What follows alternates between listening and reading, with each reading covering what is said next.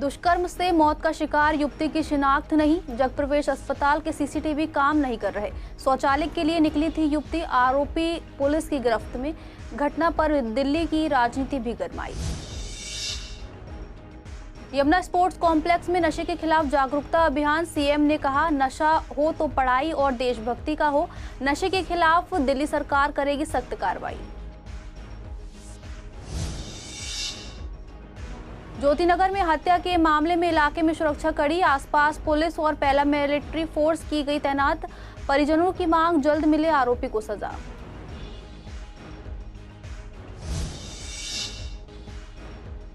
अतिक्रमण पर कार्रवाई तेज। गोदाम अब भी फुल। झिलमिल में खुली जगह तक पहुंचा, जब्त किया सामान। गोदाम में हेरफेर की है आशंका।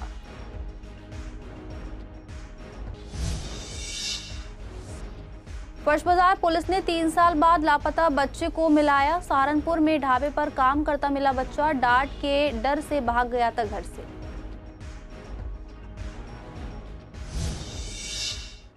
नमस्कार, आप देख रहे हैं सीसीएन डिजिटल। स्वागत है आपका हमारे खास कार्यक्रम पूर्वी दिल्ली खास में। बुलेटिन की शुरुआत करते हैं कुछ खास खबरों के साथ। उत्तर पूर्व दिल्ली के जगप्रवेश चंद्र अस्पताल में भर्ती एक 23 साल की युवती के साथ सोमवार तड़के शौचालय जाते समय दुष्कर्म हुआ। इलाज के दौरान उसकी मौत हो गई। पीड़िता की अब तक पहचान नहीं हो सकी है और शव पोस्टमार्टम के लिए सुरक्षित रखा गया है।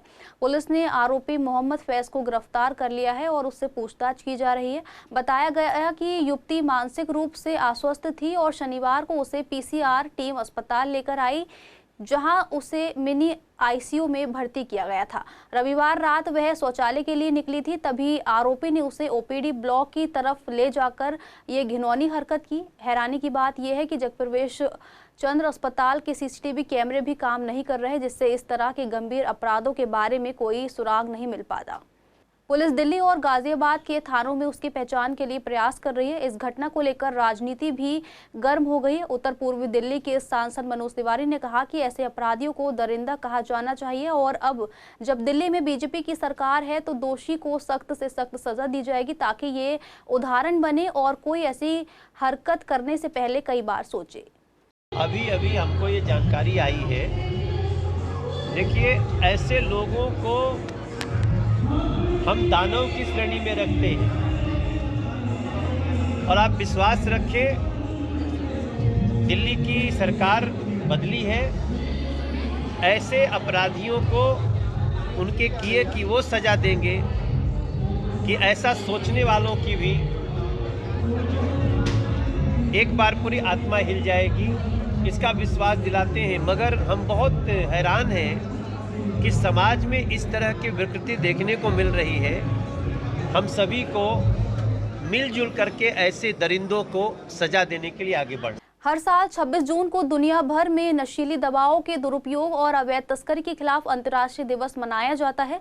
इस दिन का मकसद लोगों को ये बताना है कि नशा कितना खतरनाक होता है और इससे समाज और परिवार पर क्या असर पड़ता है। वीरवार को दिल्ली सरकार ने इस मौके पर पूर्वी दिल्ली के यमुना स्पोर्ट्स कॉम्प्लेक्स में कार्यक्रम किया। इसकी अध्यक्षता समाज कल्याण मंत्री रविंद्र सिंह इंदराज ने की। इस कार्यक्रम में मुख्य अतिथि दिल्ली की सीएम रेखा गुप्ता थी और उनके साथ लोकसभा सांसद मनोज तिवारी भी मौजूद थे। सीएम ने कहा कि नशा होना चाहिए तो एक देश के प्यार में होना चाहिए, बच्चों को पढ़ाई का नशा होना चाहिए, लेकिन आजकल बच्चे नशे के कारण अपना भविष्य बर्बाद कर रहे हैं। उन्होंने बताया कि जब वह सेवा बस्तियों में जाती हैं तो वहां की माएँ रोती हैं और कहती हैं कि उनका बच्चा नशा करके घर का सामान बेच देता है। उन्होंने लोगों से अपील की कि अगर कहीं नशा बिकता हुआ दिखे तो तुरंत 1933 नंबर पर फोन करें, आपकी पहचान गुप्त रखी जाएगी। दिल्ली में अब तक 1100 से ज्यादा लोगों को नशा बेचने के आरोप में गिरफ्तार किया गया है और 50 किलो से ज्यादा नशे का सामान जलाया गया है। रेखा गुप्ता ने कहा कि जब हम सब मिलकर नशा मुक्ति में जुटेंगे तभी दिल्ली से नशा खत्म होगा। उन्होंने इसे देशभक्ति का काम बताया। जैसे देश की सरहद की रक्षा होती है, वैसे ही हम अपने घर और समाज की रक्षा करेंगे। अब पूछेंगे नशा कौन सा? वो ऐड आती है ना, दाग अच्छे भी होते हैं। कुछ नशे ऐसे होते हैं जो आपके दिलो दिमाग पे होने चाहिए, वो आपकी रगों में होने चाहिए। जैसे देश में मर मिटने का नशा जो हमारी भारत की सेनाओं में है। एक बार जोरदार तालियां देश की सेनाओं के लिए और हमारी दिल्ली पुलिस के साथियों के लिए।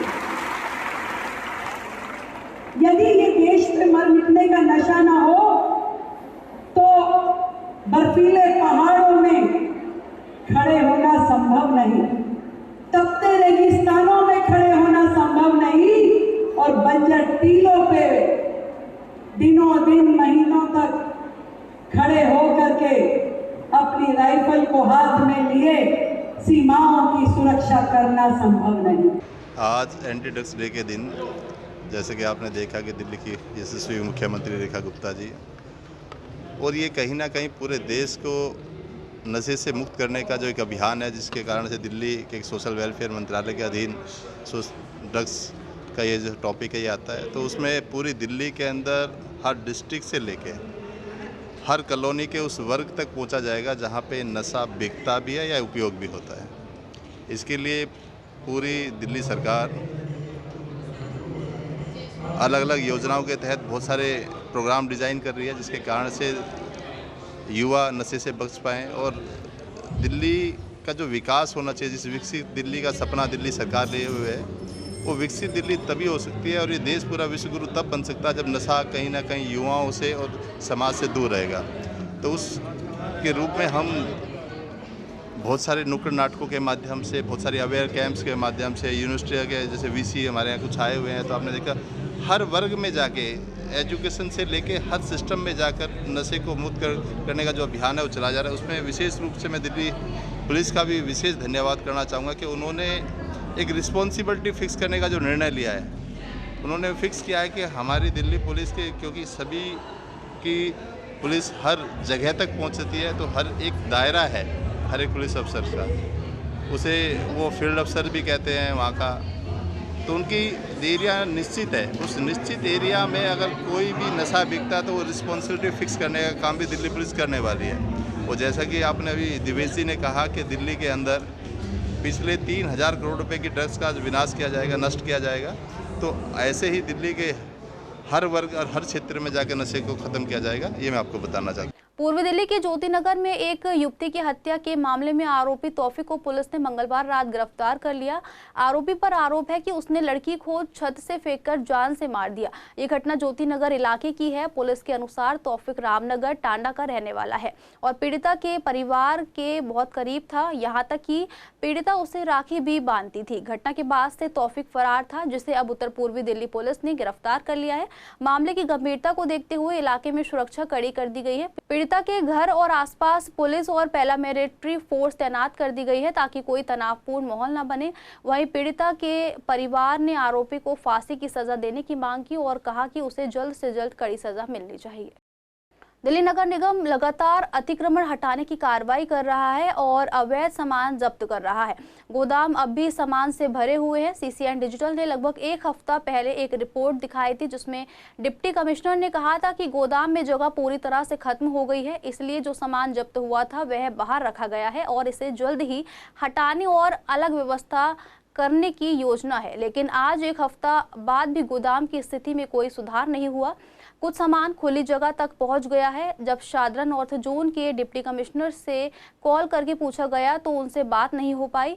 कार्यालय में मौजूद सचिव ने कह दिया कि सर अभी मीटिंग में है। स्थानीय लोगों ने संवाददाता को बताया कि उनका सामान मैक्स हॉस्पिटल पदपड़गंज के पास से उठाया गया था और झिलमिल इलाके में रखा गया। वहां उन्हें केवल एक लोहे का जीना मिला, जो अब CCN डिजिटल के कैमरे में कैद हो गया है। सबसे चिंताजनक बात यह है कि सामान शादरा नॉर्थ जोन से जब्त हुआ, लेकिन रखा गया है शादरा साउथ जोन में।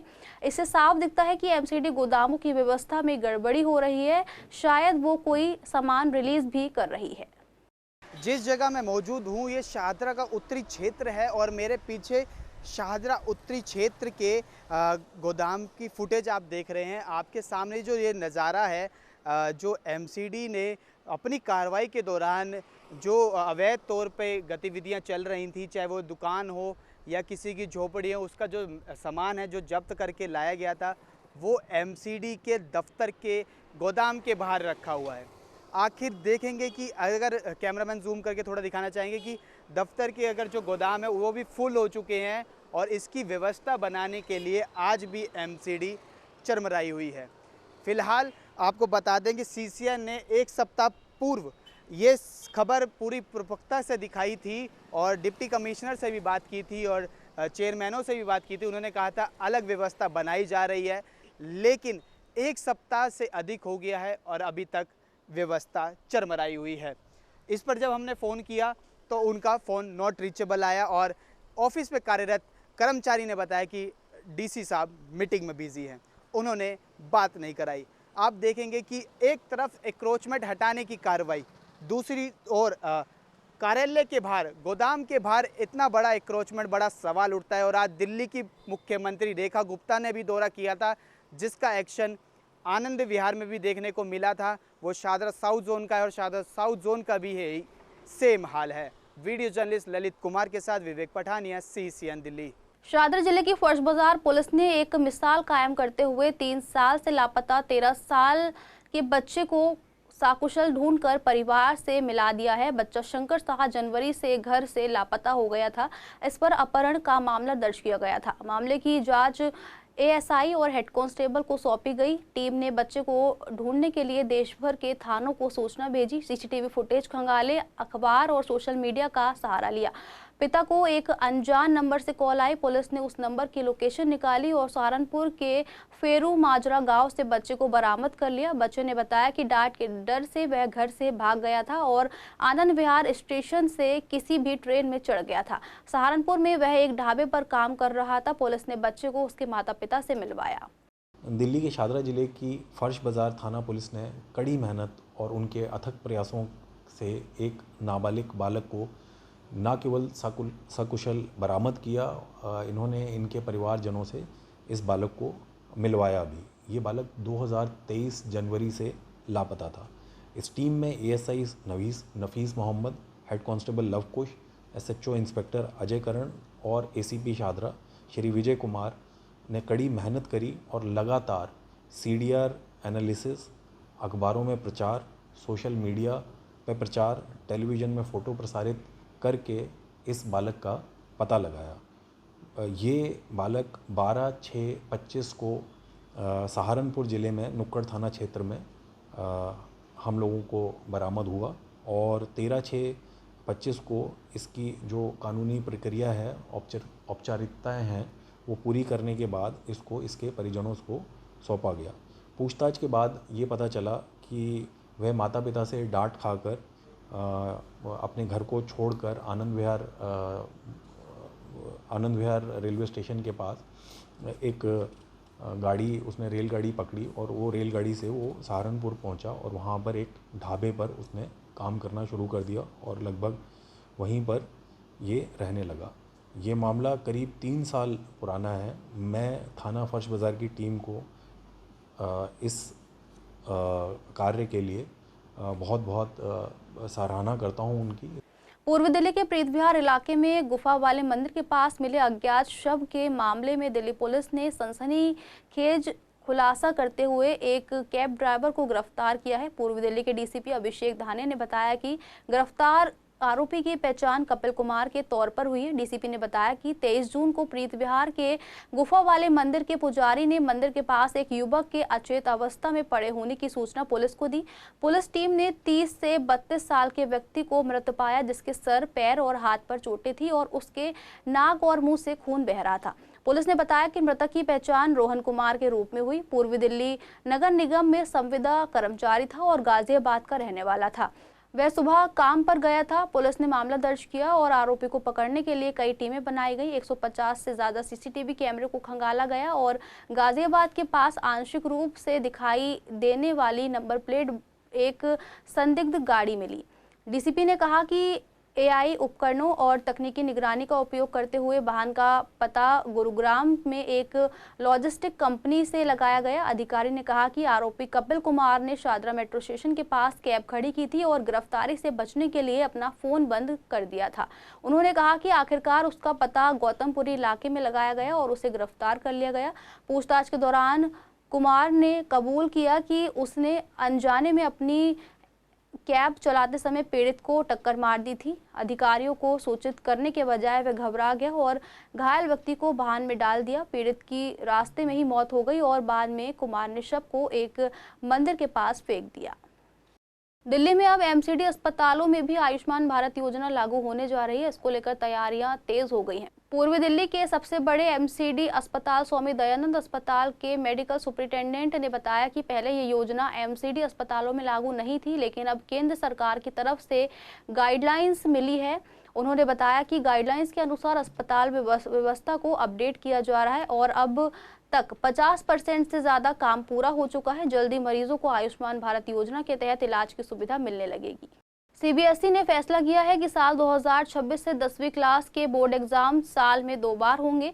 पहली परीक्षा फरवरी में होगी और उसे देना ज़रूरी होगा। दूसरी परीक्षा ऑप्शनल होगी, यानी अगर कोई स्टूडेंट चाहे तो दे सकता है। इसी को लेकर जब हमने 10वीं के कुछ स्टूडेंट से बात की तो उन्होंने कहा कि ये फैसला अच्छा है, इससे उन्हें 2 मौके मिलेंगे। अगर पहली बार में नंबर कम आए तो दूसरी बार कोशिश करके नंबर सुधार सकते हैं। साथ ही कई बार कुछ सब्जेक्ट में कंपार्टमेंट आ जाती है तो उससे भी राहत मिलेगी। वहीं कुछ टीचर्स का मानना है कि ये नियम सही नहीं है। उनका कहना है कि बड़ी परीक्षाओं जैसे 12वीं या प्रतियोगी परीक्षाओं में 2 मौके नहीं मिलते, इसलिए अभी से बच्चों को सिर्फ एक ही बार में अच्छे से तैयारी करने की आदत डालनी चाहिए, नहीं तो आगे चलकर उन्हें मुश्किल होगी। 2 एग्ज़ाम्स होंगे और अगर एक में आप लोग अच्छा परफॉर्म करते हो तो उससे होंगे, वही बोला गया है। क्या मतलब वही वैल्यूबल होंगे मार्क्स या नहीं?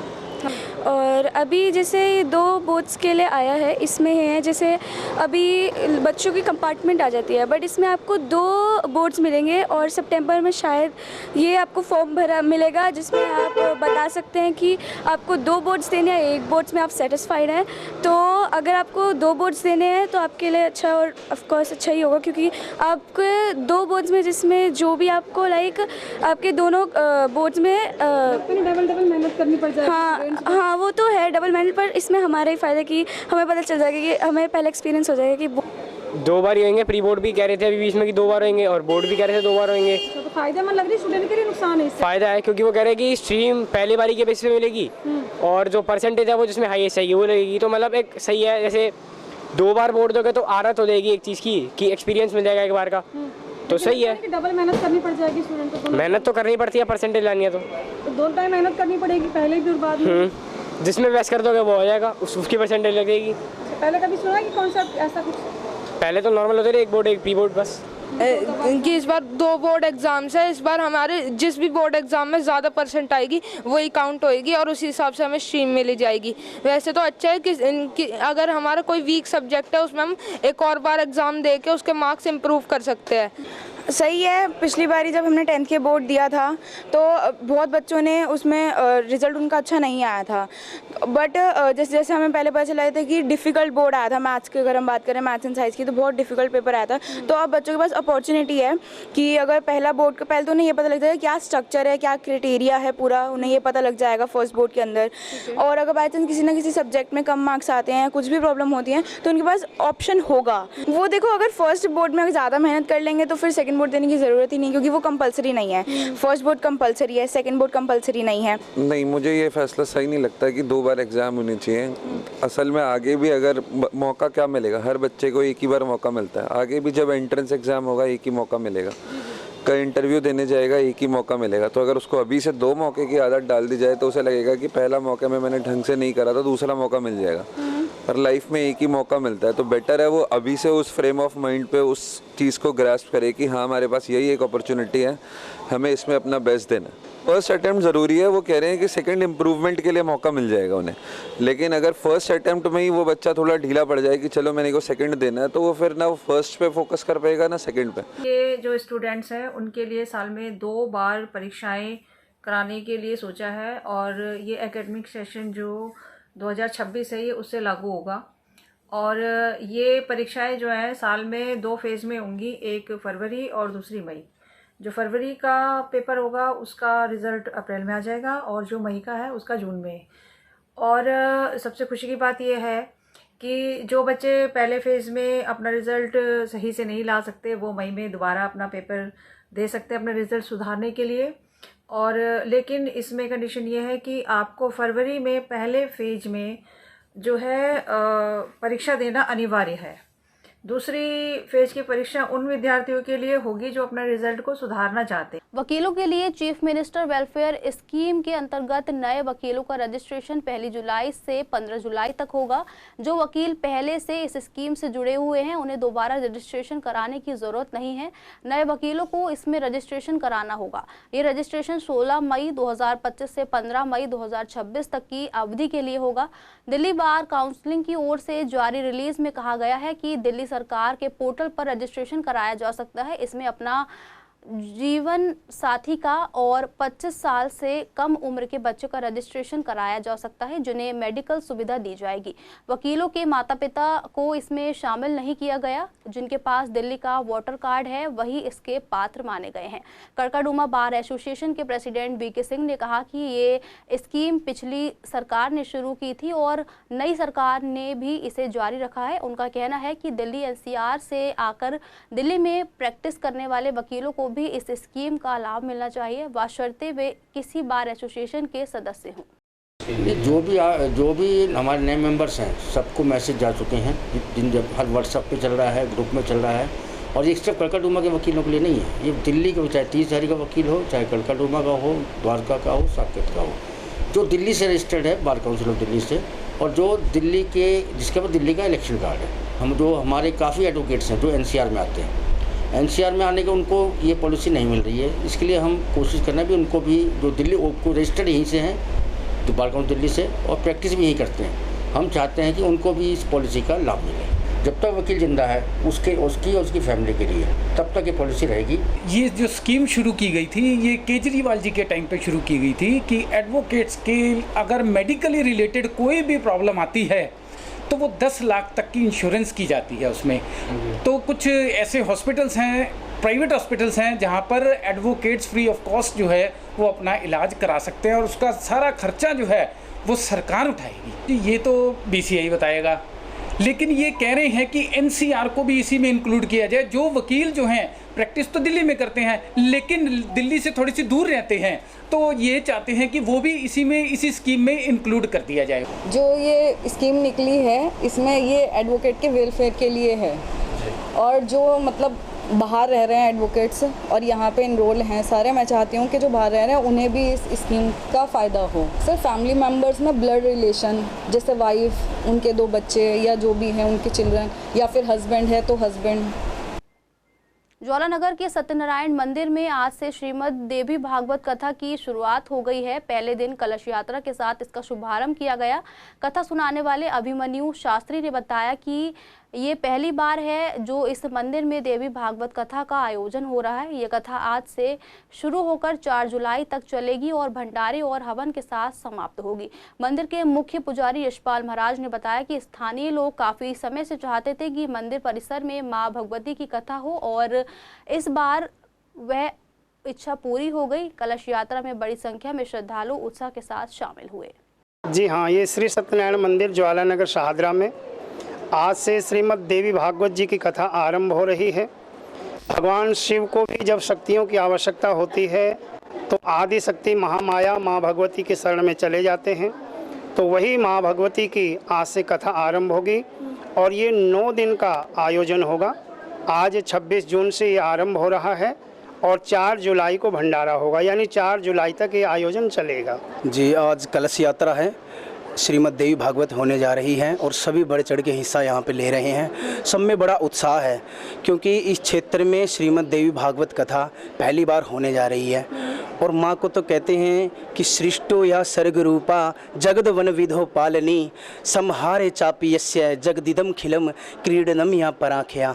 क्योंकि माँ आदि शक्ति जगत जननी माँ, जिनके चरणों में ब्रह्मा विष्णु महेश भी जाते हैं जब उनको शक्तियों की जरूरत पड़ती है, और वही एक ऐसी हैं जिसके लिए जगत पूरा खेल मात्र है, सबकी मनोकामनाएं पूरे करती हैं। जी, श्री सत्यनारायण मंदिर में यहाँ पहली बार श्रीमद् देवी भागवत महापुराण होने जा रहा है, जो कि आज से कथा प्रारंभ होगी और 4 जुलाई तक ये कथा होगी। 4 जुलाई को हवन भंडारा है और लोगों में बड़ा ही उत्साह है। लोग बहुत दूर दूर से आ रहे हैं, गाजियाबाद से न जाने कहाँ से लोग आ रहे हैं सब कलश उठाने के लिए, और बहुत भारी संख्या में इस समय महिलाओं ने कलश उठाए हैं और बहुत ही लोगों में उत्साह है। इसलिए सभी भक्तों को जय माता की। ये श्रीमद देवी भागवत पुराण है। आज से कथा शुरू होगी और हम सब महिलाओं को बहुत ही उत्साह है, बहुत ही खुशी है। और ऐसे कार्यक्रम हमारे मंदिर में हमारे महाराज जी के सानिध्य में होते रहते हैं। भागवत के पूजन के लिए आज हमें ऐसा अवसर प्राप्त हुआ है कि हम देवी की प्रार्थना कर रहे हैं और देवी का पूजन कर रहे हैं और बहुत ही अच्छा सारा यहाँ पे आयोजन किया गया है। तो इस कथा में हम आकर अपने आप को सौभाग्यशाली महसूस कर रहे हैं, क्योंकि देवी की कृपा हर किसी को नहीं मिलती और हम भी इस अवसर का बहुत दिनों से इंतज़ार कर रहे थे। भगवान ने हमें चुना। विचार में थे कि देवी भागवत का टाइम कब आए और कब हम इस आयोजन में शामिल हों। आज बहुत उत्साह है, बहुत सब बढ़ चढ़कर भाग ले रहे हैं और सभी में इतना उत्साह है कि माँ के चरणों के प्रति बहुत ही लगन है। फिलहाल के लिए पूर्वी दिल्ली खास में इतना ही। देखते रहिए CCN डिजिटल।